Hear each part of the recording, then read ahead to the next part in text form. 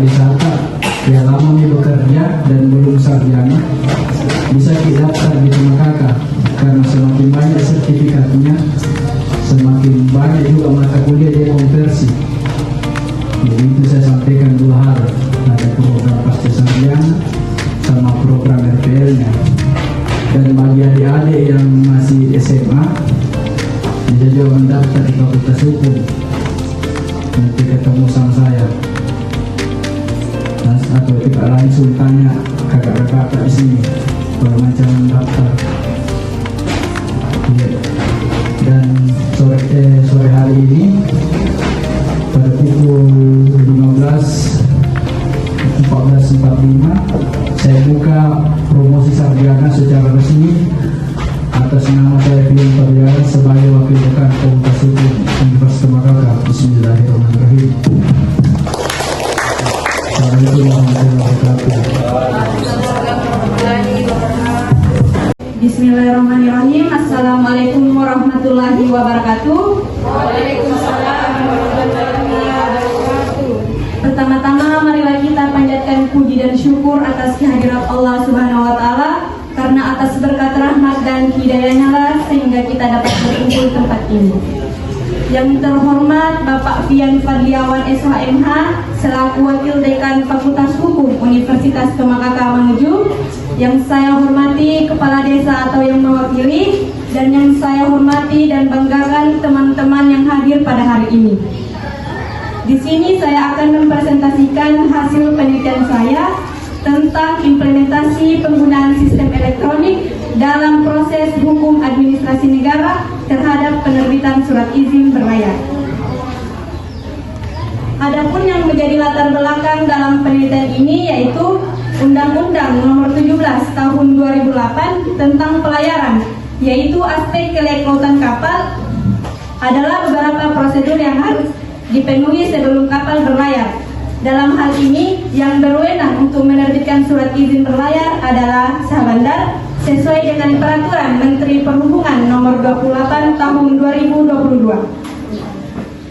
Fakta yang ada di lapangan menunjukkan bahwa nelayan di Kabupaten Mamuju mengeluhkan rumitnya proses pengurusan perizinan kapal, dan hampir semua nelayan kurang paham dalam menggunakan alat elektronik serta belum mampu mengakses platform digital. Fokus penelitian saya yang pertama adalah bagaimanakah implementasi penggunaan sistem elektronik dalam penerbitan surat izin berlayar, dan yang kedua adalah faktor apakah yang menjadi penghambat terhadap penggunaan sistem elektronik dalam proses hukum administrasi negara. Selanjutnya, metode penelitian. Jenis penelitian ini adalah penelitian empiris dengan teknik pengumpulan data seperti wawancara, observasi, dan dokumentasi. Lokasi penelitian ini dilakukan di Pelabuhan Perikanan Kasiwa Mamuju. Populasi dalam penelitian ini berjumlah 258 orang. Sampel dalam penelitian ini berjumlah 9 orang, yang terdiri dari pegawai kantor Pelabuhan Perikanan Kasiwa Mamuju 3 orang, dan nelayan berjumlah 6 orang.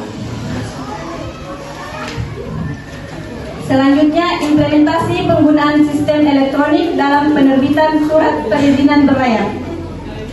Slide tersebut menampilkan tampilan utama dari aplikasi ETID, aplikasi yang digunakan untuk membuat surat izin dan aktivasi pemilik kapal.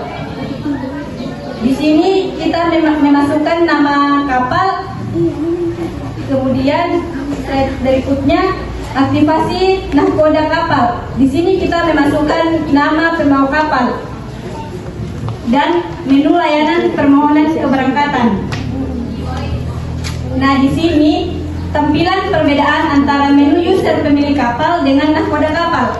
Jadi nelayan menggunakan 2 handphone untuk membuat surat izin.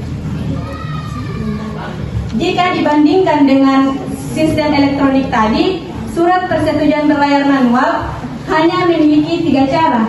Yang pertama, nahkoda mengajukan permohonan. Kedua, pemeriksaan oleh Syahbandar. Ketiga, registrasi dan penerbitan surat izin. Adapun yang menjadi faktor penghambat dalam penerbitan surat perizinan berlayar, Yang pertama, keterbatasan sumber daya manusia, ketidaklengkapan dokumen. Yang ketiga, kualitas jaringan buruk. Yang keempat, keterbatasan infrastruktur teknologi. Yang kelima, sistem elektronik surat izin berlayar belum merata. Yang keenam, kurangnya pelatihan. Adapun kesimpulan dalam penelitian ini yaitu implementasi Peraturan Menteri Perhubungan Nomor 28 Tahun 2022 tentang tata cara penerbitan surat persetujuan berlayar secara elektronik di pelabuhan dianggap kurang efektif. Yang kedua, ada beberapa kendala utama seperti keterbatasan sumber daya manusia, ketelitian, jaringan internet tidak stabil, infrastruktur teknologi belum merata, dan kurangnya pelatihan pada nelayan. Adapun saran dalam penelitian ini yaitu sistem yang digunakan sebaiknya memiliki jalur pelayanan yang sederhana, jelas, mudah dipahami, dan perlu menyesuaikan tampilan aplikasi dengan kebutuhan yang ada di lapangan. Yang kedua, melaksanakan pelatihan berkala untuk nelayan dan pihak terkait mengenai cara menggunakan sistem elektronik. Baik, mungkin itu saja yang dapat saya sampaikan. Sekian dari saya. Assalamualaikum warahmatullahi wabarakatuh. Waalaikumsalam